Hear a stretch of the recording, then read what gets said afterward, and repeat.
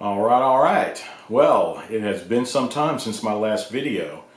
And I have to say, in the past 3 months, I've been concentrating on moving and setting up a new print farm and everything without interrupting my production, right? So I've been kind of busy, and I'll show you around. I mean, I'm setting up racks, and well, let me give you a quick run through. I'm not going to cover it in detail on this video, but let me give you a quick show.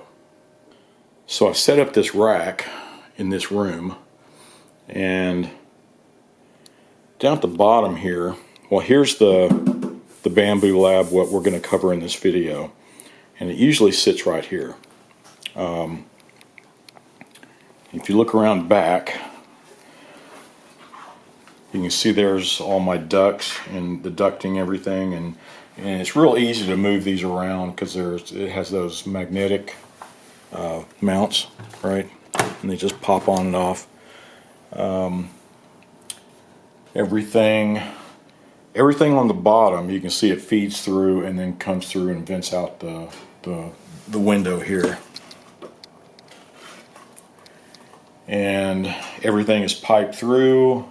There's a power strip, a surge protector, but even that goes through a UPS. So, and it's happened one time, for a brief moment in time, where we had a power outage, and the UPS worked fantastic. It was just a real brief power outage. Totally unexpected, which I guess they usually are. but I had no interruption in prints, and I have the same thing on my for all my network, with the modem, the router, and the switches. I have it on a separate UPS, so my network is never down. I mean, that's the way to go. But here's the point of this video. When I was moving everything over, I decided to go ahead and work on this Bambu Lab, the X1C. Now, over time, it has been printing very well, but over time it seems like I'm having to clean it out a lot more than my other P1Ss that I have. And you see they're on this rack. I have the Bambu Lab A1s in my office that I'm setting up in there. But this stuff will be in the farm, and my go-to stuff has been the P1Ss, and it seems like I'm having to clean out this X1C. It was making a lot of noise, while it's printing, and then pretty soon you can see there's some anomalies on the prints, and it had to do with, no doubt, the XY belt. Just never seemed like it was running smooth, right? And I even tried to, light oil it down and all that stuff. So I decided to take the back off and look at the idler pulleys here and here. Now, I just went by Bambu Labs on their wiki. They have clear instructions on how to remove everything, and it's specifically for the XY, the tensioner idler pulley. So just go through their wiki and it'll tell you, to take the back off, and go through, and then what screws to take off, and in what order, and all that good stuff. I mean, it's very easy, actually. So it's in detail, and then you can check the pulley and see, well, does it just need to be cleaned? Does it need to be oiled, or is it just frozen? Does it need to be replaced? And so replacing it is really no problem. So just take a look at the wiki if you're going to try to take it apart, because it's shown. It's very simple, and it's shown in detail. Now, here's what I found. So here we're looking at the back. This is the left side, and I loosened this up. This one I had already taken it apart, just like shown in the wiki, and it looks like the pulley was moving freely. And I went and put some light oil, and And I like that because it has the little dipstick here. I mean, you can really pinpoint what you're trying to oil. And this is actually for guns. This is a gun oil. And but it works fantastic. And I put it back in, and you can see I haven't tightened it back down. You know, when you pull it back and forth, you can see the spring underneath here working. And the idea is to loosen both sides and then move everything to the back and then tighten these up. And it should be at an even pressure and run smoothly. But this is what I found. This sucker, you can see it's just barely moving. And usually you can see I have the screws already taken off, and like right here, and it was still, this whole piece is just wedged in. I was prying at this top side, looks like it's starting to come loose, but this bottom piece, it's just frozen. And then you can even see when I'm pulling on the belt, it's this side that's doing all the movement. So I think that's what my problem has been. It has never been consistent. I can't, you know, I was always trying to clean it and oil it to make it work, and it seems sometimes it would start working great, and then, you know, after so many prints or so many hours, then I'm back at square one where it's making noise. And so this whole little piece is just jammed in there. You can also see I've already taken off the tension spring here. That's the tensioner spring in the holder here, which goes back, slides in. Well, I've already taken this off, right? And I took these screws off, and it's still just jammed in. So what I'm working on this tensioner, I'm trying to work its way out. I hope I don't bust anything, but at least replacement parts are available. You can order just the idler pulley or this whole section if you need. But that is obviously what has been wrong with it.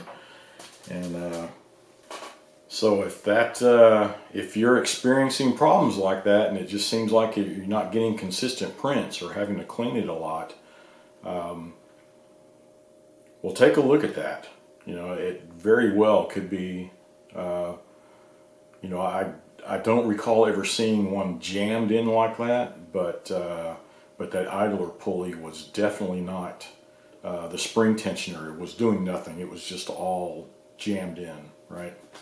So I'm going to continue on, and I'm going to try to pry that sucker out. Hopefully it won't break, or I'll have to order another piece. But I'll take that off, put the spring back on, put it all back together, and see how it prints.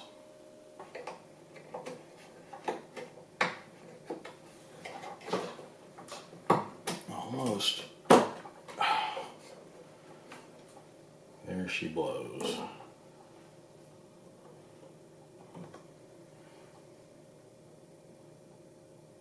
See, now it feels like it's rolling smoothly. Has a lot of residue on it off the belt.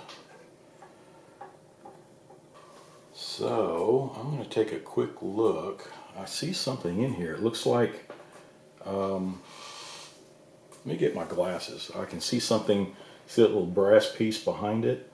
I think it was the brass nut.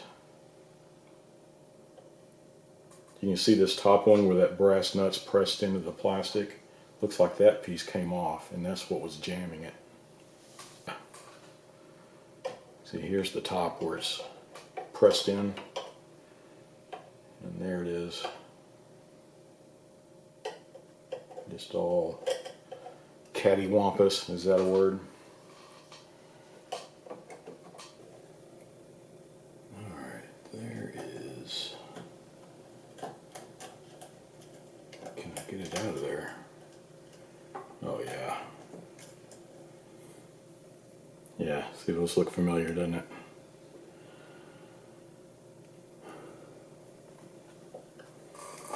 to be able to press it back in.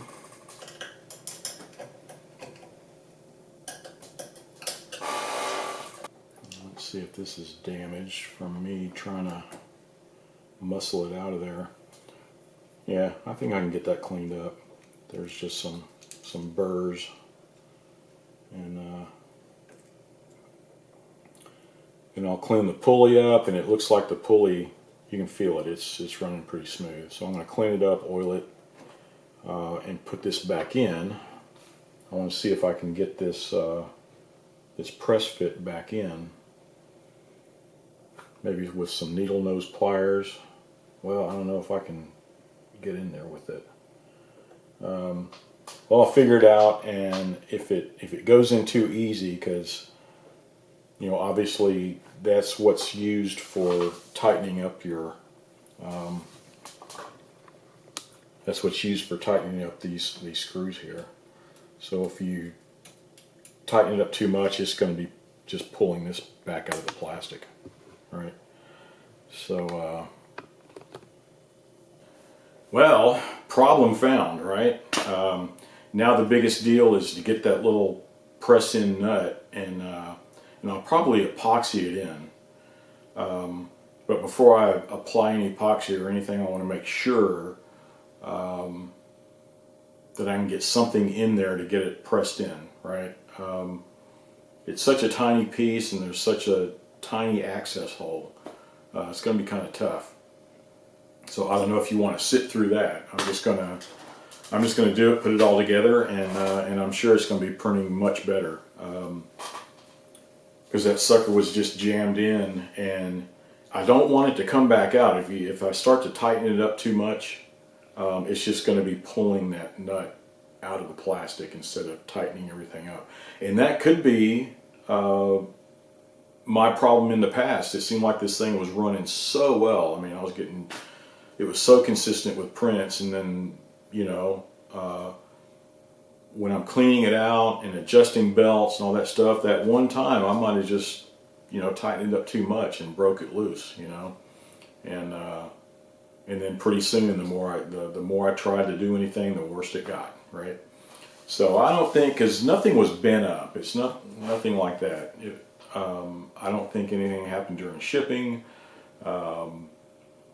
This thing was never banged around, even during the move. I mean, this was happening months ago, and I was just dealing with it by, trying to clean it and adjust everything over and over, at least twice as much as I do with the other machines, if not 3 times as many. And then pretty soon it was like, okay, I'm not even going to print with this until I find it. But we found the problem. So if you're experiencing anything like that, yeah, take a look at it.